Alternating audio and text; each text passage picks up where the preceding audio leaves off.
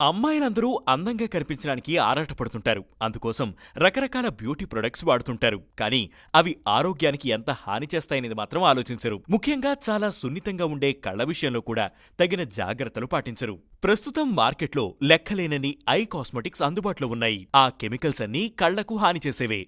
మరీ ముఖ్యంగా ఐలైనర్స్ తో ఇబ్బందులు వచ్చే ఛాన్స్ ఎక్కువగా ఉంటుంది. ఐలైనర్స్ ను రెగ్యులర్ గా వాడటం వల్ల కంటి చూపు సమస్యలు తలెత్తుతాయి. ఇందులో రకరకాల ఆయిల్స్, వ్యాక్స్, గమ్స్ కలుపుతారు. వీటిని రెగ్యులర్ గా వాడటం వల్ల అలర్జిక్ రియాక్షన్స్ వచ్చే ప్రమాదం ఉంటుంది. కళ్ల మంటలు, వాపు, ఎరుపెక్కడంతో పాటు ఇన్ఫెక్షన్లు వస్తాయి. ఈ సమయంలో పదే పదే కళ్లు నలపడం వల్ల మరిన్ని ఇబ్బందులు వస్తాయి. ఇలాంటి లక్షణాలు కనిపిస్తే వెంటనే ఐ మేకప్ ఆపేయడం మంచిది. ఐలైనర్స్ లో ప్రిజర్వేటివ్స్ కూడా ఉంటాయి. వీటి వల్ల పింక్ ఐ, కాంజెక్టివైటిస్ లాంటి సమస్యలు తలెత్తే ప్రమాదముంది. కొంతమంది కళ్లకు కాటుక, మస్కారా, ఐలైనర్ విపరీతంగా వాడుతుంటారు. దానివల్ల కళ్లలో ఉండే కార్నియా దెబ్బతింటుంది. ఐ మేకప్ కోసం తరచూ ఒకే బ్రష్ ని వాడటం, దాన్ని సరిగ్గా క్లీన్ చేయకపోవడం వల్ల కూడా ఈ సమస్య వస్తుంది. ఐలైనర్స్ లో ఉండే పార్టికల్స్ కళ్లలోకి వెళ్తాయి. కొంతమందికి కళ్లు చాలా త్వరగా పొడిబారిపోతాయి.